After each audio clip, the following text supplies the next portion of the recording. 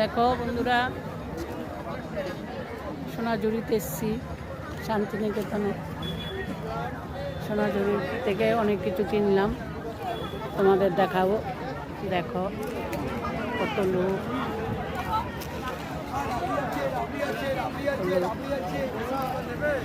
সোনাঝুরিতে এসে খুব ভালো লাগলো। তোমরা কে কে এসছো আমাকে কমেন্ট করে জানাবে। সোনাঝুরিতে কে কে আসো তোমরা কমেন্ট করে জানাবে। এই যে আমার নাতি এসছে, ছেলের সঙ্গে এসছি, নাতি এসছে, ছেলের বউ এসছে, সবাই মিলে আমরা শান্তিনিকেতনে এসে সোনাঝুরিতে এসছি।